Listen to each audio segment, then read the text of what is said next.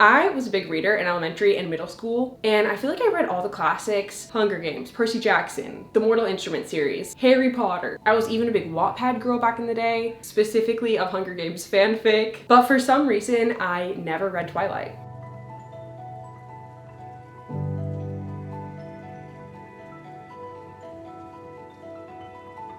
As a romance reader, it seemed crazy to me that I hadn't read arguably the most iconic romance series of all time. It was like on my list to do at some point, but I didn't really feel any urgency to start Twilight anytime soon. And then I got a partyful invite from one of my friends. They were organizing a Twilight movie marathon to watch all the movies in one day, which I think is like 10 hours, on November 16th. And today, okay, just had to check the date. Today is November 5th, so that is in 11 days. And if I'm ever gonna read the Twilight series, I should do it before watching the movies, because I've only ever seen the first Twilight movie, so much will be a surprise to me.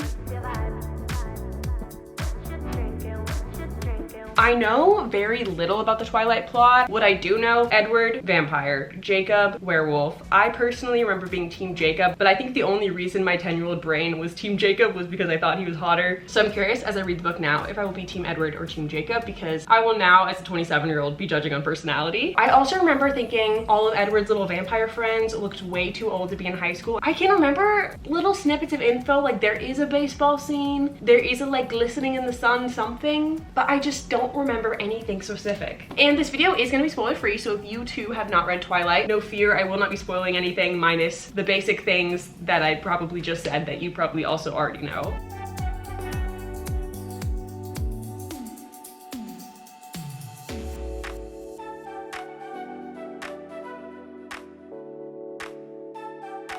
I actually started the audiobook this morning on my morning walk, and I think I got to the end of chapter 5. I think I just went in to this whole book, I'll say, with not low expectations that I'm gonna have the most fun time ever reading it, but it will probably be a little cringy to read as an adult. But literally the first thing I wrote was that the first sentence is literally so well written and so intriguing. It says, "I'd never given much thought to how I would die, though I had reason enough in the last few months, but even if I had, I would not have imagined it like this." Insta hooked. The beginning of this book is written literally so mysteriously, and if I was reading that in elementary school or middle school, not knowing he's a vampire, this would be like the greatest mystery of all time. I'd be like, what is going on with this man? So if anyone had that experience as a kid, I'm so envious, because obviously you already know he's a vampire. Anyway, you're fully caught up to where I am right now, which is on page 90, Scary Stories.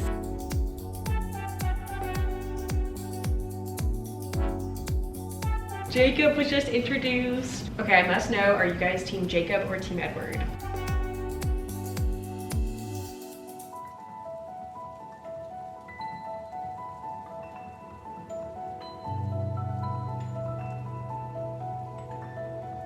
I'm on page 220. I'm in the iconic, how do I say this without spoilers, forest slash sparkle emoji scene. And this scene is actually so sweet. It's making me feel very like giddy for their romance. They're actually so cute together. Another thing too, I thought a love triangle would be stronger with Jacob. Like I thought Jacob would be a huge part of the book so far and she'd be like torn between them. And now I'm like, am I misremembering the movie? I thought that was the plot in the movie. It's been so long since I've seen it, but she's really like locked in on Edward. So I'm very curious like what Jacob's role is gonna be through the rest of the book and the rest of the series. And I would also like to state a prediction. I don't know if this is a realistic or unhinged prediction, but I feel like Edward is gonna drink Bella's blood at some point.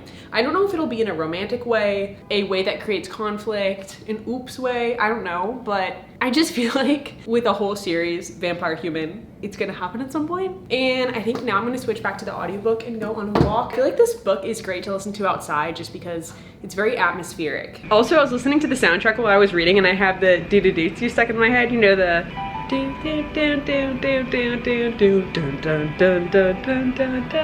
kind of unironically love it, and I've been listening to it on repeat while reading. Okay, I'm actually gonna go for a walk now.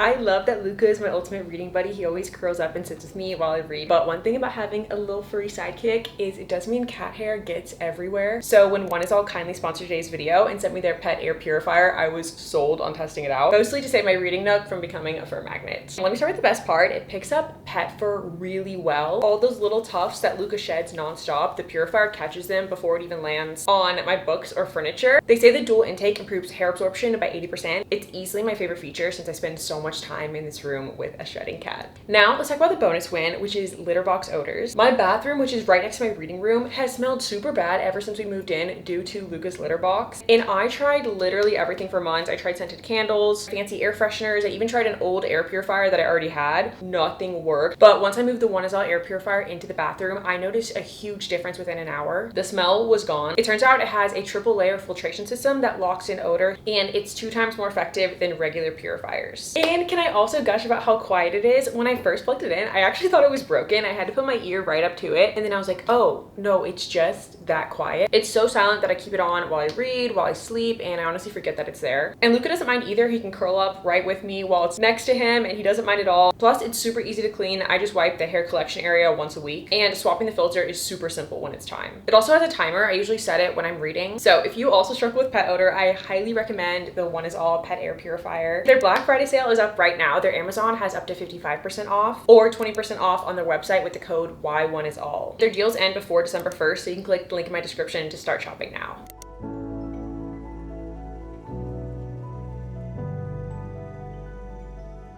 I read 272 pages yesterday. I'm absolutely flying through this book. I just did a bunch of laundry, including washing my sheets, so I think I'm gonna switch to the audiobook and put some laundry away, but I think I can definitely finish this book today at the rate that I'm reading it.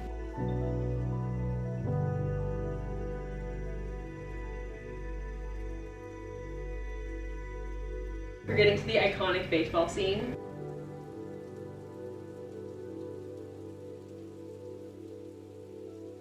I don't know why, but I don't remember any of the ending, even though I did see the movie. I remember so much of the beginning, but not the end. So everything I'm reading right now is a complete surprise to me and so much more intense than I thought. Also, the baseball scene, I thought was like a really cute scene, but again, more intense than I thought. And I have literally zero idea what is gonna happen next, or like what the overarching plot of the whole series is. So consider me on the edge of my seat right now. I just got a notification that the next book in the series is available for me to pick up at my library, and I have like an hour left if I switch to the audiobook, so I think that's the perfect amount of time to finish the audiobook on my walk to the library and back. And then I'll have the next book to start immediately.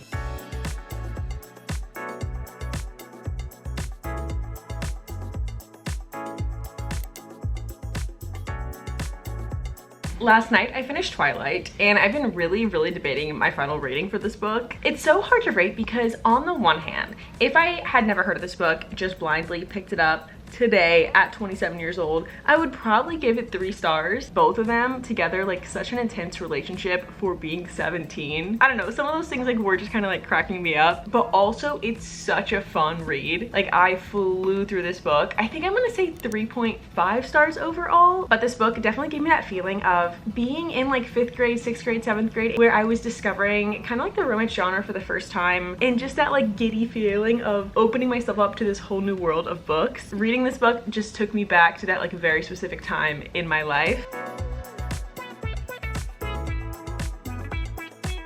I have absolutely zero idea what the plot of this book is going to be. Twilight wraps up very well. Everything from this point forward plot-wise is all unknown to me. If I had to guess, is she going to turn into a vampire at some point? I don't know. Second prediction, I feel like there's gotta be more happening with the politics of the kind of like fantasy world. And third, I think Jacob and the werewolves have to come into a bigger play in the book at some point, with a love triangle, with like a vampire werewolf war, probably both. Oh, maybe like one of the other vampires, like Edward's family members, getting their own subplot. That would be cool. I want that to happen. Oh, one more prediction. I feel like the romance from book 1 was going too well, and we have a whole 4-book series. So what is gonna happen with the romance the rest of the 4 books? I feel like it either has to go super wrong, or it just keeps progressing to be like a stronger and stronger relationship, like marriage. I don't know. Those are my predictions.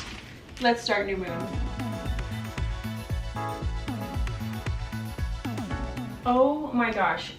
Bella, I think, is the most dramatic book character I've ever read. She has a reason to be sad at the beginning of the book. She's valid in that. She's acting like she's in this fog-like state, so much so that I kept waiting for the author to like give us some kind of new info. Like I was like, surely maybe like a magical curse has been put on her, or she's sick and she just doesn't realize it yet, or maybe she's been like physically wounded. And I'm not over-exaggerating, like I genuinely have been reading this chapter like, okay, when are we gonna find out why she's acting so weird?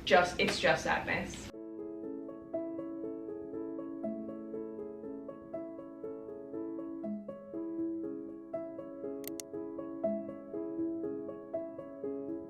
The last time I saw you was on Friday and it's now Monday, and I made a lot of progress in the book. I'm on page 382 and my goal is to finish this book today. And I've got to say, this book made me super team Jacob. So I think younger me, even though I didn't know the plot of this book, had good instincts in being team Jacob. I just feel like he's so much more my type of book boyfriend than Edward. It's so much more fun than Edward. Edward, he is fun in book one, but he's also very intense, very serious. I like that Jacob, I was about to say he's chill. He becomes unchill about halfway through this book because of things that happen to him. But before that, like, I think his true personality is like, he's super chill, he's fun, he's written so cute. Like high school me would have the biggest crush on his character. He's such a good friend to Bella. He's protective of her, but again, like just in a less intense way, I think, than Edward is, which just feels like such a better balance to me. I don't know, I'm a Jacob Black stan. Obviously don't know the rest of the plot of this book, but I can assume with like 99% certainty that Edward is the endgame love interest. Assuming that's true, and Jacob also doesn't get his own romance subplot somewhere in these books, I'm surprised Jacob never got his own spin-off book. I feel like that'd be so fun to read about. I kind of want to make a video soon reading fan fiction for the first time as an adult. So if anyone has any like Jacob Black Twilight fanfic, let me know, or just any fan fiction in general, because I'm making a list of some for a future video. But we're team Jacob over here. On this day, I was also filming for another video where I did a bunch of cozy hobbies, which should already be up at the time you're watching this video if you want to watch it. So I switched to the audiobook while doing this mini cat paint by numbers kit.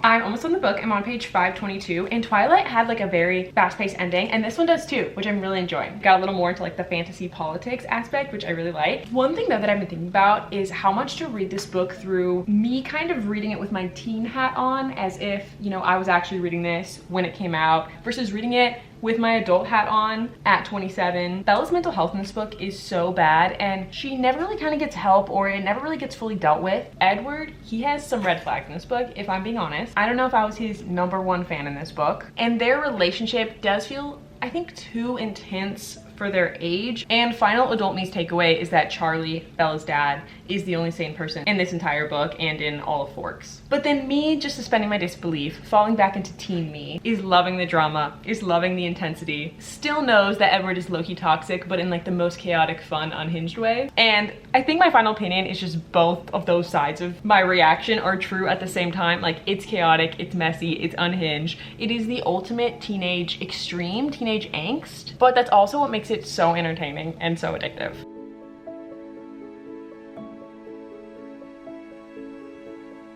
I have updates for you guys. So first of all, I finished New Moon. I think I'm also gonna give it 3.5 stars. And then I started Eclipse, and I was about to say, I've been a little bored in this book. I'm on page 175, and for the first 174 pages, we're really just kind of doing the same dynamics that have been at play. Edward being super protective, the wolves and the vampires not really liking each other, and then we got to page 175. That's my reaction. Not like crazy, like, oh, so interesting plot point, more like, who approved someone writing this? Jail. The explanation on page 176 helps a little bit, but also what I think is funny is that Bella literally mirrored my reaction. She was also creeped out when she learned this information, and typically, I feel like she's normally the one the least phased. So I was like, finally, me and Bella are on the same page with this one.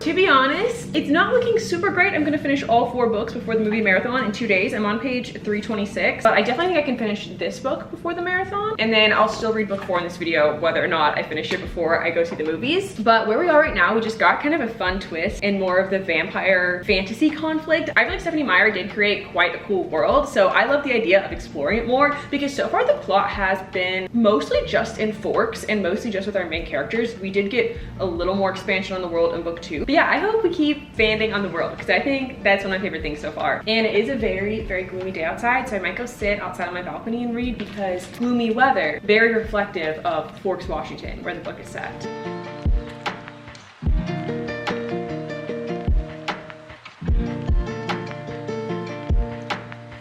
Jacob just did something that, like, side-eyeing him. And I love Jacob. I'm Team Jacob. I can't have Stephanie Meyer writing anything about him that I would dislike. No, I don't like this.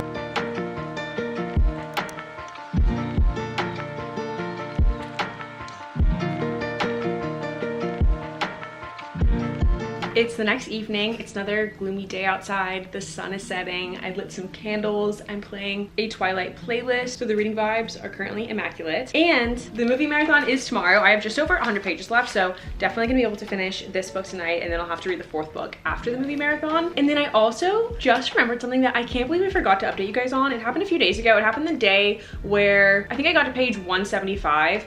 And that part in the book, I was like, this part deserves jail. Low-key joking, but not joking about that part. But I really want to know other people's reactions on that part. So what did I do? I Googled. Why? I don't know. I've spoiled so many book series for myself, purely of my own fault of Googling to know what other people think of part. And then in that process, got, I think, a very big spoiler. I'd say it sounds like it's probably like a huge twist, maybe like the twist of Jacob's plotline in the 4th book. So that was a big bummer. But at the same time, I still have so many questions of how the other characters are gonna react to this part in the book, how we get there. Honestly, in a weird way, it kind of makes me more excited to get to that plot point, because I want to know all the characters' thoughts on this plot point. Anyway, let's finish this book.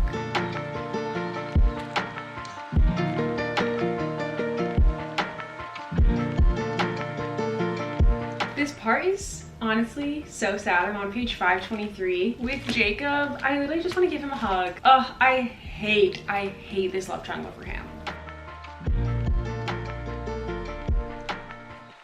I just defended Jacob and how bad I feel for him. And then he does this. I feel like he's really taking advantage of the situation he's in.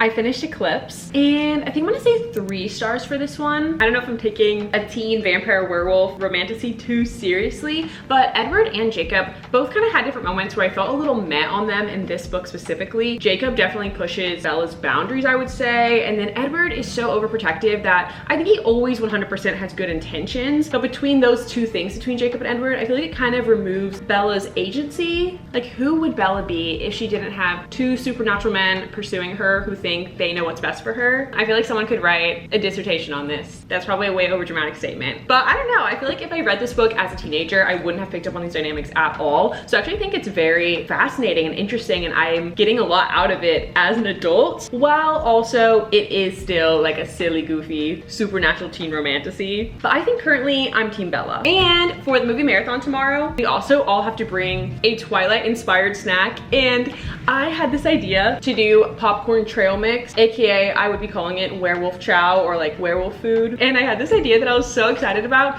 to bring dog bowls for people to eat my snack out of, since it's werewolf themed. I saw a pack of dog bowls online. I think it was like 10 for $12, and I was like, okay, affordable. Purchase. And it got delayed, so it's not gonna come for a few days now, even though it's supposed to come today. So very sad that the dog bowl element of my snack has been cut. It is November 16th, the day of the movie marathon, and I am so freaking excited. There's so many like unhinged parts, crazy parts where I'm like, I cannot wait to see them acted out. Let's go watch. My friends did the best job decorating for the Twilight movie marathon. All the little details, all the green. I literally felt like I was in Forks, Washington. And then we started the first movie, and of course, they brought out a fog machine as well. Immaculate vibes, immaculate. Huge thank you to the host / my friends of the movie marathon. And then the baseball scene, I think, was the most memorable. In the book, I feel like it's a little more serious, but in the movie, it's so funny visually, which I loved. Then we took a little snack break and then started New Moon. Taylor Lautner was like 16, 17 years old while filming Twilight New Moon, which is crazy because I feel like they normally use older actors to play high schoolers, but he looks so cute with his short hair. And then after New Moon, we took a pizza lunch break, started Eclipse, and definitely was feeling the effects of sitting for so long at this point. So after Eclipse, we went on a little walk around the neighborhood, and then it was time for Breaking Dawn Part 1, and then a little home-cooked soup dinner break, and then Breaking Dawn Part 2, and so much in the last movie shocked me. Literally just so unhinged is my takeaway of Breaking Dawn.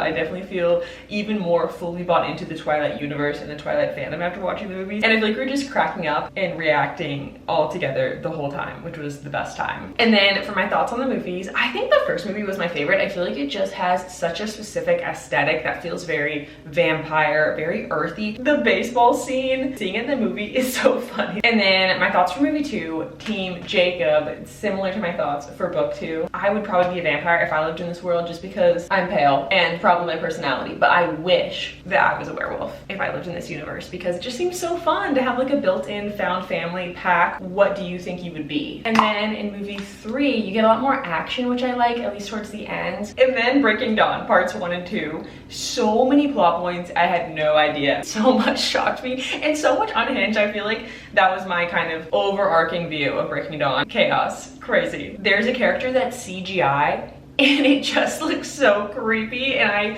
we all could not stop cracking up every time the CGI character is on screen. The part with the names, if you know, you know, just caught me so off guard, so funny, so unhinged, even though it's not supposed to be funny. And then, oh my gosh, there's a part towards the end that is very suspenseful. It really got me. Did not see it coming. I was in shock by it. And my friend said that it's not in the book, it's just in the movie, which I think is so interesting because this is one of my favorite parts in the Breaking Dawn movies.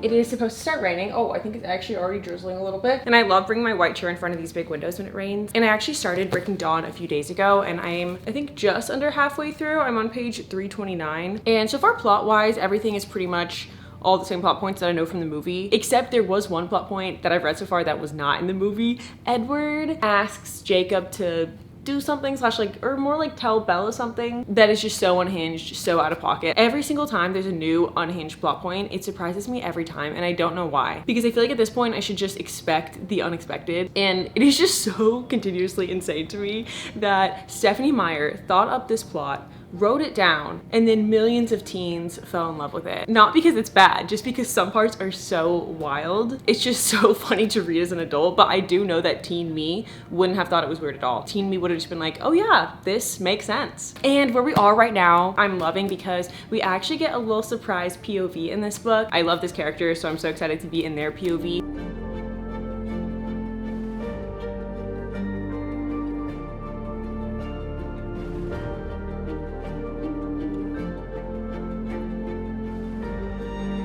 No, we're switching POVs and I wanted to stay in this POV longer.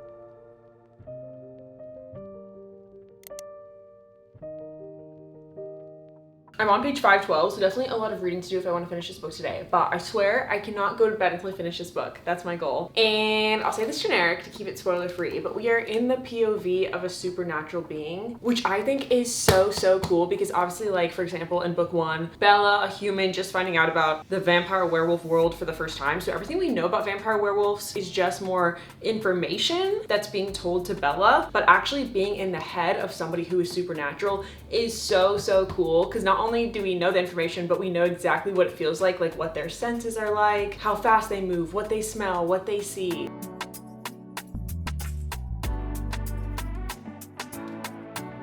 Before we do more reading, I have to show you guys Luca's new favorite little sleeping spot. It feels like Where's Waldo, but where's Luca? In the closet, we have these boxes that we haven't unpacked since we moved, and Luca loves laying right on top. I need to put a blanket here, but he's obsessed with it. Another moment that's not in the book that has to do with a middle name. There's just so many parts in this series where you're just like, who wrote this? Like, I know it was Stephenie Meyer's literally, but I don't even know why I'm surprised at this point. Honestly, maybe that is kind of a slay of a middle name. Okay, I apologize, Bella.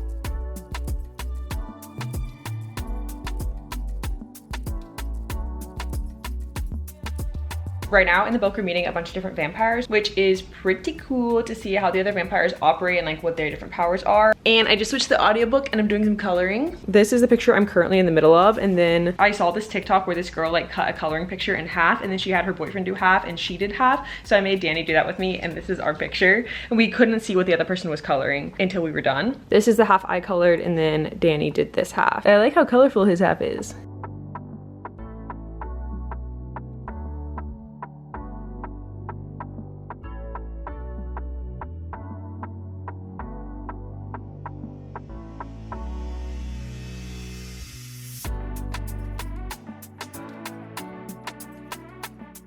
I finished Breaking Dawn. Wow. What a wild ride this book is. I think I'm gonna say 3 stars, just because at some points it did move like a little slow for me. I think it could just be a little shorter. This is a brick of a book, although maybe that's my fault because I just watched the movie, so the plot was like very fresh in my mind. And I do think I kind of like the little action-packed element that the movie adds that isn't in the book. But yeah, overall loved it. I can't believe I'm done with the whole series now. In the end, you know what? I think I'm team Seth. Seth is not a character you meet till a little bit later, but he's literally so sweet. I think he's my favorite character. He's so wholesome. No, Seth is the best. I'm team Seth. Screw Edward and Jacob. Just kidding. I liked them too. They just gave me some side-eye moments at different parts for sure. But overall, like, no, I see the nostalgia. I see why people love it. It's crazy in the most entertaining way. He was honestly better than I expected. I think I just thought like, oh, it might be a little cheesy. And like, sure it was, but I really didn't feel like it was cheesy. More just crazy. Some parts are kind of bizarre, which I didn't expect, but I had the absolute best time reading it. And this makes me kind of want to read like other childhood favorites just because I feel like it hits so different as an adult. Like I would love to read fan fiction as an adult. I know I also never read Divergent or The Maze Runner, and I'm sure there's other ones I missed reading as a kid. And with that, I will let you guys go. But please let me know, are you team Edward, team Jacob, or you can write in your own other team like I did, being team Seth. And then if you lived in this world, do you think you'd be a vampire or werewolf? Those are my 2 questions for you guys. I really want to know. All right, bye.